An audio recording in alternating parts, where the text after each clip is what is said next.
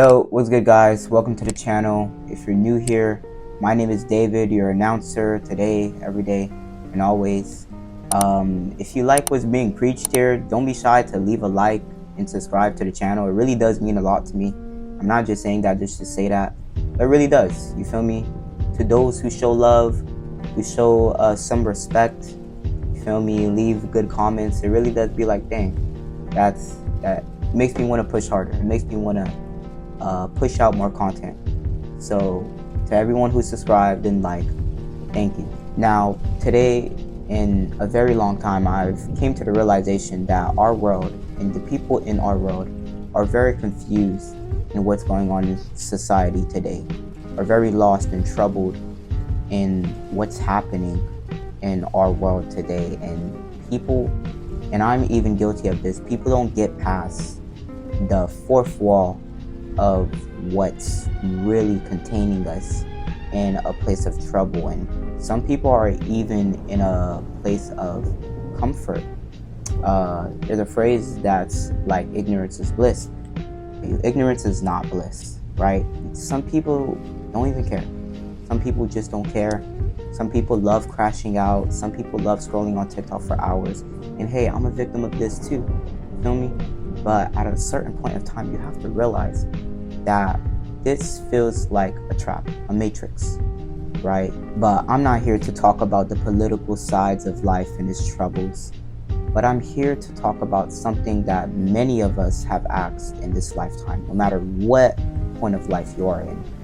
And that is, what is the purpose of life? And you may have asked this questions many times when you were depressed or when you were just going through it. Heck, I know I asked this question many times. Even when I was reading my Bible, I'm like, God, what is the purpose of all this? But I come across the same themes over and over again in this book that many people don't care to pick up and read. And that is what I'm talking about today. What is life and how do you find true life? Now, mind you, everybody experiences different forms of life and encounter different struggles and upliftings of life. Everybody have their own form of it. But mind you, and best believe, everybody encounters the same universal principle or theme in life. I came across this idea when I was sitting in my room one day because God was revealing to me a lot of different things. I was stressing about a lot of different things He was revealing to me. And I was just like, God, what is the point of this? And that's where He brought me to the book of Ecclesiastes. Now, mind you, this book is really, really heavy. So I won't be going into it. I'll just be taking a few elements from that book.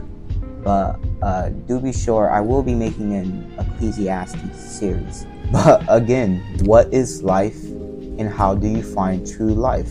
Now, mind you, I'm only 16 and I haven't experienced or went through the majority of my life cycle. I'm probably only at literally 1/10 of my life cycle right now. And I have two things to say to that. One, I do grow up pretty fast. And honestly, I do learn a lot of things relatively accelerated rate. But however, sometimes I don't. Sometimes I still need to learn. Sometimes I still need to go through the process of trial and error. Two, right, which is most important, I have read a book, right? You don't pick up and read it. But I have read a book about people who went through the whole cycle of life. Man, they have been through everything, every single detail they made, every single step they took, right? And up until death. And I have literally read about a lot of people's lives to understand and take wisdom from what they did, right? What are the right things they did? What are the wrong things they did? I have sucked it up and I've learned so many things from these people. Every detail, every suffering, every elevation they went through. To people like Ruth, Solomon, kings, queens, governors, tax collectors who lived through life itself. But one thing I have over them is their whole life experience, their trials and errors, and the outcome of their actions. And that's the thing. Nobody can predict their life lessons or their consequences. But the Bible is a place of life lessons and with relatable people who went through all those things, to addictions, self-esteem issues, you feel me, and even self-control. And truly, I wish people would actually take the time and read the book for themselves. It's actually a book of wisdom and a book of knowledge. Really, it's like, trust me, you wouldn't need school if you just read this.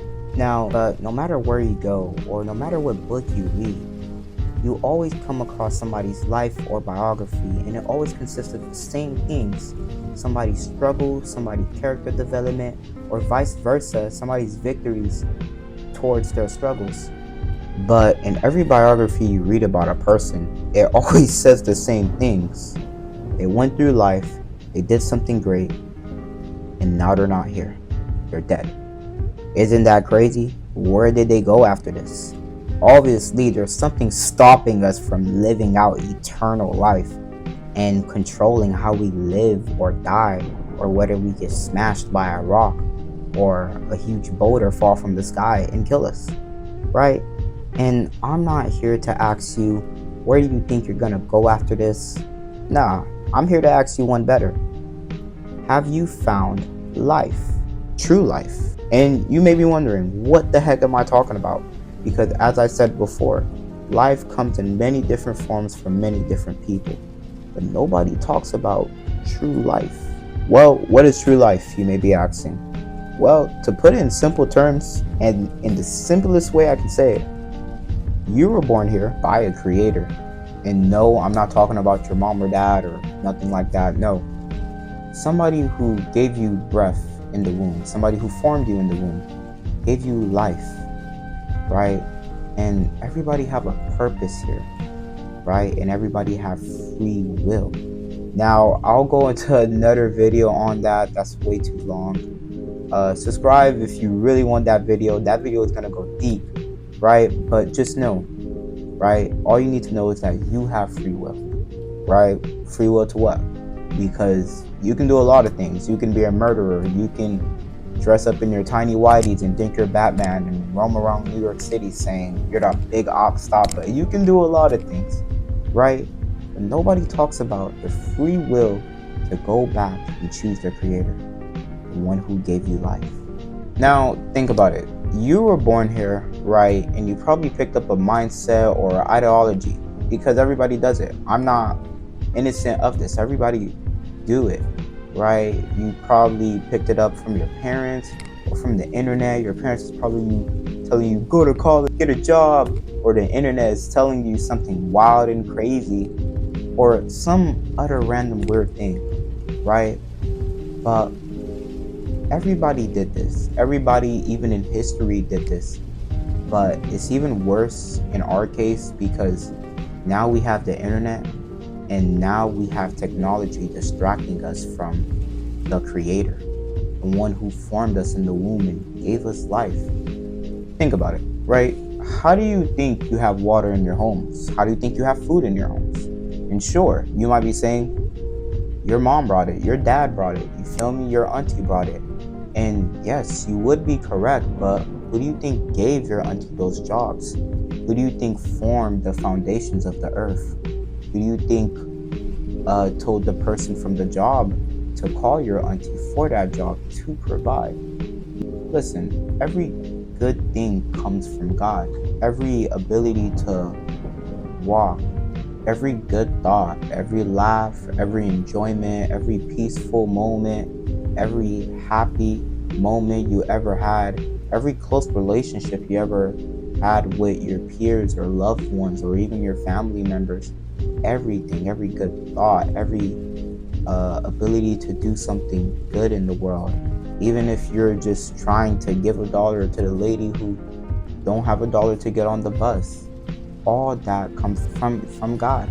The ability to walk, the ability to breathe, the ability to see, the ability to feel and touch. You take all of that away, soon you will see that your life starts to feel empty. your life starts to feel meaningless. Why do you think it feels like that? You think because one day depression just hits you like that? No. Depression is because you have pushed away God from your life. And sure, this could be a big argument and a big topic, and I'll make another video on that, but you have to realize every good thing that we get, the ability to breathe, the ability to even smile, comes from God.